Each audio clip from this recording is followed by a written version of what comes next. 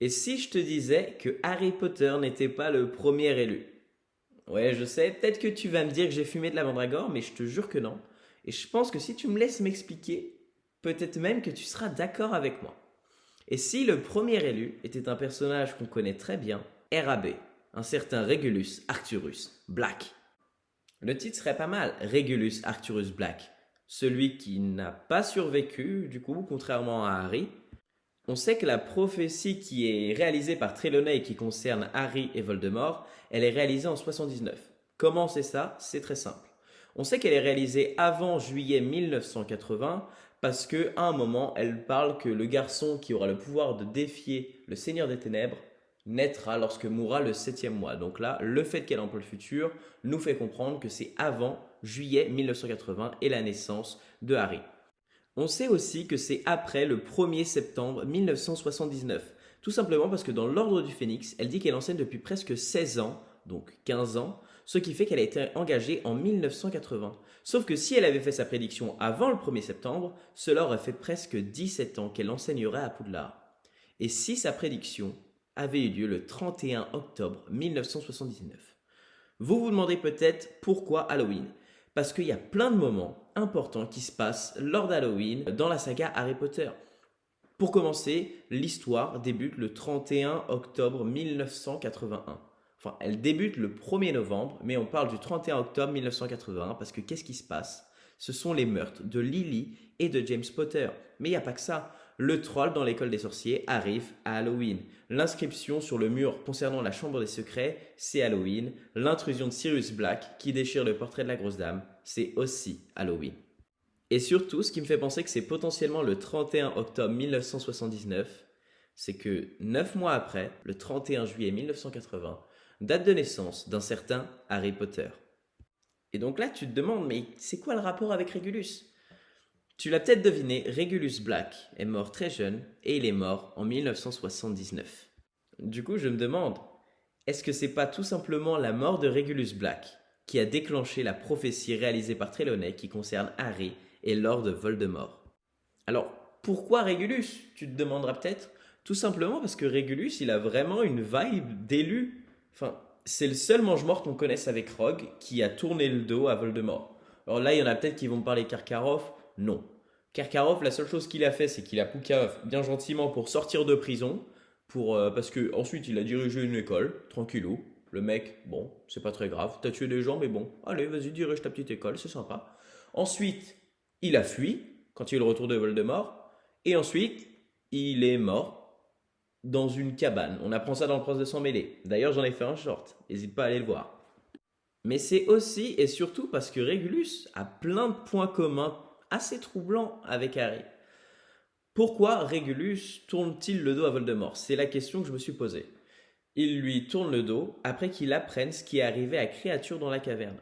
Donc pour ceux qui ne le savent pas, Créature, il a été missionné par Voldemort, donc c'est Regulus qui lui a passé son elfe de maison, donc l'elfe de maison des Blacks, Créature, pour tester la cachette de la caverne. Donc Créature a testé les pouvoirs de la potion vert émeraude.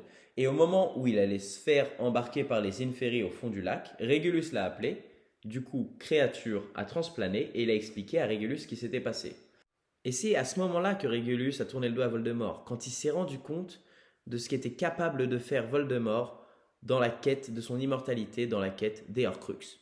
Et du coup, Regulus, en fait, c'est un sorcier qui s'est attaché à un elfe de maison.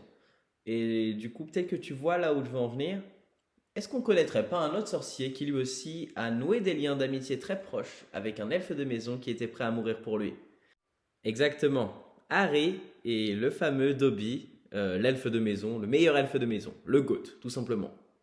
Une autre qualité bien connue et qu'on ne peut pas du tout enlever à Régulus, c'était son courage. Régulus, il était sacrément courageux. Une qualité qu'on associe plutôt à la maison Gryffondor qu'à la maison Serpentard. Et pourtant, il a fini à Serpentard. Et du coup, je me suis demandé, est-ce que c'est pas lui qui a choisi d'aller à Serpentard? Harry, on sait qu'il choisit Gryffondor parce qu'il avait des a priori sur Serpentard. Il voulait pas qu'on le voie comme un mage noir en puissance ou quelqu'un qui est lié de près ou de loin aux forces du mal. Régulus, lui aussi, avait des a priori sur Gryffondor. Des a priori qui lui venaient de la manière dont sa famille traitait son grand frère, Sirius Black. Le seul à être allé à Gryffondor parmi les Blacks depuis des générations. Il a été déshérité, ils l'ont toujours maltraité, ils l'ont même effacé de la tapisserie des Blacks. C'est pour ça que Régulus avait des a priori sur Gryffondor. Et donc je le vois bien, 11 ans, coiffer le chapeau sur sa tête et se dire s'il vous plaît, mettez-moi à Serpentard. Pour rentrer dans les clous et être en raccord avec ce qui s'est passé tout au long de sa famille pendant des décennies, voire peut-être même des siècles. Sauf que, comme le dit si bien un certain Albus Dumbledore, ce sont nos choix qui montrent qui nous sommes réellement, bien plus que nos aptitudes. Et Régulus, il a fait le choix d'être courageux. Notamment lorsqu'il retourne dans la caverne pour essayer de détruire l'Orcrux. Lui, il était persuadé de mourir. Il savait même qu'il allait mourir, qu'il était condamné. En effet, pour moi, la ressemblance la plus frappante entre Régulus et Harry, c'est que les deux n'ont pas cherché à éviter la mort. Les deux, ils l'ont accueilli comme une vieille amie en réalité. Bon, Harry, on le sait tous, pendant les reliques de la mort, il reçoit le Avada Kedavra de Voldemort et au final, il revient à la vie. Il n'empêche que son processus mental était d'accepter la mort. Régulus aussi, il a accepté la mort. Quand il retourne dans la caverne pour essayer de détruire l'Orcrux, donc le médaillon de Salazar Serpentard, il aurait pu s'en sortir en réalité. Parce que créature peut transplaner hors de la caverne. Donc s'il avait appelé créature, créature aurait pu, avec le transplanage d'escorte, faire en sorte de retourner Square Grimo ou même un autre endroit. Et créature, il aurait très bien pu sauver Régulus parce que les elfes des maisons, ils ont des pouvoirs magiques vraiment très puissants et insoupçonnés qui sont d'ailleurs inconnus de la part de Voldemort. On sait clairement qu'il comptait mourir car il le dit dans la lettre adressée à Voldemort contenue dans le faux médaillon. Parce qu'en effet, il y a marqué « Au Seigneur des Ténèbres, je sais que je ne serai plus de ce monde bien avant que vous ne lisiez ceci. » Cela, ça montre que Régulus était prêt à mourir et qu'il avait accepté la mort et qu'il ne voulait pas la fuir, contrairement justement à Voldemort. Et j'ai trouvé plein d'autres points communs entre Régulus et Harry, et je parle hormis le fait qu'ils aient potentiellement choisi leur maison, dû à des a priori sur une maison dans laquelle le Choixpeau les aurait peut-être envoyés. Premièrement, Régulus Black s'est lui aussi fait marquer par Voldemort. Alors, c'est pas aussi stylé qu'un éclair, je vous l'accorde, mais il a la marque des ténèbres sur le bras gauche. Et pour moi, ça compte comme le fait d'être marqué par Voldemort, exactement comme Harry, avec sa cicatrice au front. Et c'est pas tout. D'un point de vue du Quidditch, notamment, Régulus, il jouait au Quidditch exactement comme Harry et il jouait exactement comme Harry au poste d'attrapeur. C'est Harry qui le dit lorsqu'il est dans la chambre de Régulus lui-même, dans les reliques de la mort, il voit une photo, il voit que Régulus faisait partie de l'équipe de Quidditch de Serpentard et qu'il était attrapeur. Et pour prendre un autre exemple, les deux sont membres du club de Slug.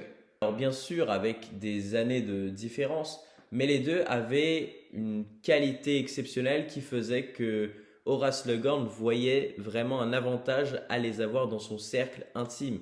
Parce qu'il parle de Régulus à Harry lorsqu'ils vont rendre visite à Slughorn avec Dumbledore au début du Prince de Sang Mêlé. Et si le moment où Régulus entrait dans la cave se déroulait exactement au moment où Dumbledore était en entretien avec Trelawney pour le poste de professeur de divination? Et si la prophétie de Trelawney avait été réalisée pour remplacer la prophétie qui ne se réaliserait jamais, celle qui disait que RAB serait celui qui mettrait un terme au règne de terreur de Lord Voldemort? Alors du coup, j'ai vraiment poussé la réflexion au maximum et je me suis dit, et si Harry avait échoué, est-ce qu'il y aurait eu un troisième élu? Alors, je ne vais pas en faire une vidéo à part entière parce qu'on n'a absolument pas assez d'éléments concernant le futur de ce qui se passe dans la saga et dans l'univers de Harry Potter. Mais il y a un nom quand même qui, je trouve, fonctionne plutôt bien et ce serait Teddy Lupin pour moi. Alors, pourquoi Teddy Lupin? Je pense que vous vous demandez. On sait que ses parents, c'est Rémus et Nymphadora, même s'il ne faut pas l'appeler comme ça. Deux personnes qui ont été tuées par les Mange-Morts et le camp du mal qui sont liés à Voldemort, exactement comme Harry. Et si Harry était mort, faut pas oublier que Harry, c'est le parrain de Teddy Lupin. Et qui est le parrain de Harry? C'est Sirius Black, qui lui aussi a été tué par les camps de Voldemort. On sait que Rémus et Nymphadora Tonks, ils ont défié Voldemort plusieurs fois, exactement comme les parents de Harry l'ont fait, ce qui refait un point commun en plus. Mais voilà, comme on a assez peu d'éléments, je ne veux pas faire une théorie dessus parce que pour moi ce serait peut-être un peu trop tiré par les cheveux. Mais par exemple, on sait que Teddy Lupin lui aussi il sort avec une Weasley, avec Victoire Weasley. Donc la fille de Bill et Fleur, si je dis pas de bêtises. Donc ça fait encore un petit point commun en plus. Mais voilà, je me suis amusé à imaginer ça. Je fais rarement des théories. C'est vrai que des fois, je laisse mon esprit un peu divaguer. Mais celle-là, je trouve qu'elle fonctionne vraiment et j'en suis fier. Je l'ai jamais vue nulle part ailleurs, ce qui en ferait une théorie inédite. Donc j'ai vraiment hâte de voir vos retours. Et puis bah, dites-moi si vous avez apprécié la vidéo et si vous voulez d'autres théories. J'essaierai de réfléchir à d'autres théories peut-être, si ça vous a plu. Mais fait, accompli.